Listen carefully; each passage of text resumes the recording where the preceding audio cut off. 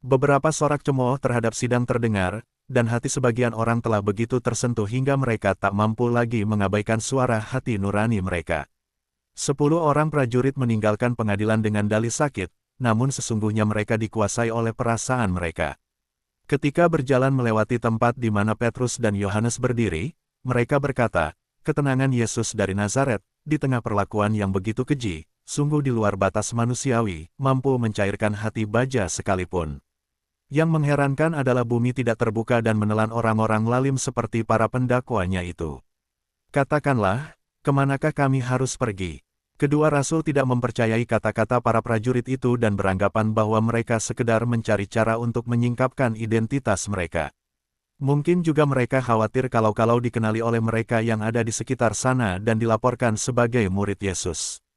Jadi, mereka hanya menjawab dengan nada sedih, "Jika kebenaran memanggilmu, ikutilah, maka segala sesuatu akan datang dengan sendirinya." Segera para prajurit itu keluar pengadilan dan meninggalkan Yerusalem tak lama sesudahnya. Mereka bertemu dengan orang-orang di pinggiran kota, yang mengarahkan mereka ke gua-gua yang terhampar di selatan Yerusalem, di seberang Bukit Sion, di mana banyak dari para rasul menyembunyikan diri. Para rasul pada mulanya sangat terkejut melihat orang-orang asing memasuki tempat persembunyian mereka. Tetapi, para prajurit itu segera melenyapkan segala ketakutan mereka dan menceritakan kepada para rasul mengenai sengsara Yesus. Murka Kayafas, yang telah membuatnya frustrasi, mulai meledak oleh pertanyaan-pertanyaan kedua saksi terakhir yang saling bertentangan itu. Ia bangkit dari kursinya, menghampiri Yesus dan berkata, "Tidakkah engkau memberi jawab atas tuduhan-tuduhan saksi-saksi ini terhadap engkau?" Yesus tidak mengangkat mukanya ataupun memandang pada imam besar. Hal ini membuat Kayafas naik pitam hingga puncaknya. Para prajurit pembantu menangkap isyarat ini. Mereka menjambak rambut Tuhan kita, menarik kepalanya ke belakang, lalu mendaratkan pukulan-pukulan di bawah dagunya. Tetapi, tetap saja Yesus menatap ke lantai. Kayafas mengedangkan kedua tangannya dan berseru penuh amarah, "Demi Allah yang hidup, katakanlah kepada kami, apakah engkau Mesias, Anak Allah, atau tidak?" Terjadilah suatu jeda yang hening dan tegang beberapa saat lamanya. Lalu, Yesus dalam suara yang agung dan ilahi menjawab, "Engkau telah mengatakannya. Akan tetapi, aku berkata kepadamu, mulai sekarang kamu akan melihat Anak Manusia duduk di sebelah kanan Yang Maha Kuasa dan datang di atas awan-awan di langit." Sementara Yesus mengucapkan kata-kata ini, aku melihat suatu sinar terang menyelubunginya. Surga terbuka di atas kepalanya. Aku melihat Bapa yang kekal, tetapi tak ada kata-kata manusia yang dapat menggambarkan pemandangan gerak batin yang kala itu menguasaiku dalam penyerahan diri total kepadanya. Aku juga melihat malaikat-malaikat dan doa orang-orang benar membubung naik ke hadapan tahta Allah. Pada saat yang sama, aku merasa jurang neraka menganga lebar bagaikan sebuah meteor yang bernyala-nyala di kaki Kayafas. Jurang itu penuh dengan setan-setan mengerikan, hanya suatu kabut tipis saja yang tampak memisahkan Kayafas dari kegelapan neraka. Aku dapat melihat angkara murka iblis yang menguasai hatinya, dan seluruh kediamannya tampak bagiku bagaikan neraka. Pada saat Tuhan kita mengucapkan kata-kata hikmat, "Akulah Kristus, Putra Allah yang hidup," tampak neraka bergoncang hebat dari satu sisi ke sisi lainnya, lalu, seolah meledak dan membanjiri setiap orang dalam rumah Kayafas dengan perasaan benci yang berlipat terhadap Kristus. Hal-hal seperti ini senantiasa diperlihatkan kepadaku dalam rupa objek jasmaniah, yang menjadikannya lebih mudah dimengerti dan menanamkannya secara lebih jelas dan kuat dalam benak. Sebab, kita sendiri pun adalah makhluk-makhluk jasmaniah, fakta-fakta lebih mudah dijelaskan kepada kita jika dinyatakan melalui sarana ini. Keputusasaan dan angkara murka yang diakibatkan oleh kata-kata ini terhadap neraka, digambarkan kepadaku dalam rupa ribuan sosok menyeramkan di berbagai penjuru. Aku ingat melihat, di antara hal-hal mengerikan lainnya, sejumlah sosok hitam kecil, bagaikan anjing dengan cakar-cakarnya, yang berjalan dengan kaki-kaki belakang mereka. Aku tahu pada waktu itu kejahatan apa yang dinyatakan oleh penglihatan ini, tetapi aku tak dapat mengingatnya lagi sekarang.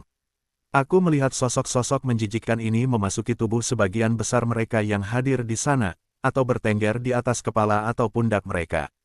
Juga, pada waktu itu aku melihat iblis-iblis mengerikan muncul dari makam-makam di seberang Sion. Aku percaya mereka adalah roh-roh jahat. Aku melihat di sekitar bait Allah banyak penglihatan-penglihatan lain, yang menyerupai para tahanan yang dibelenggu dengan rantai-rantai. Aku tidak tahu apakah mereka adalah iblis, atau jiwa-jiwa yang dikutuk untuk tinggal di bagian bumi tertentu, dan lalu pergi ke limbo, yang oleh hukuman mati yang dijatuhkan atas Tuhan kita, telah terbuka bagi mereka.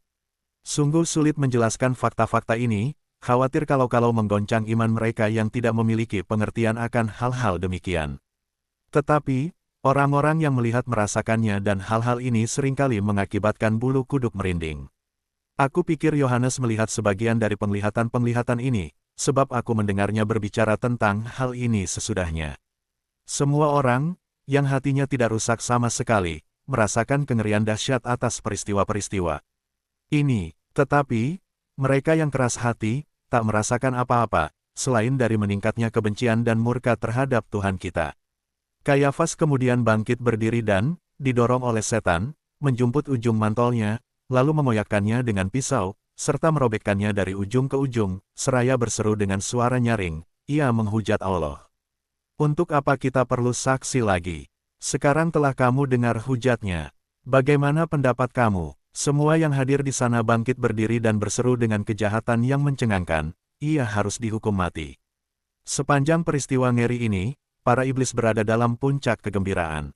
Tampaknya mereka sepenuhnya memegang kendali atas, bukan hanya para musuh Yesus, tetapi juga para pengikut dan pendukungnya yang pengecut.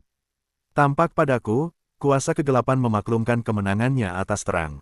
Sedikit di antara yang hadir, yang dalam hatinya masih tersisa seberkas cahaya samar, dihinggapi ketakutan luar biasa hingga mereka segera beranjak pergi dengan menyelubungi kepala mereka. Saksi-saksi dari kalangan yang lebih tinggi tak sekeras yang lain, hati nurani mereka terkoyak oleh sesal mendalam. Mengikuti jejak orang-orang terdahulu, mereka meninggalkan pengadilan sesegera mungkin. Sisanya berkerumun sekeliling perapian di Serambi, makan dan minum setelah menerima upah penuh atas apa yang telah mereka lakukan. Imam besar kemudian berkata kepada para prajurit pembantu, aku serahkan raja ini ke dalam kuasa kalian. Berikan kepada si penghujat ini ganjaran yang setimpal baginya.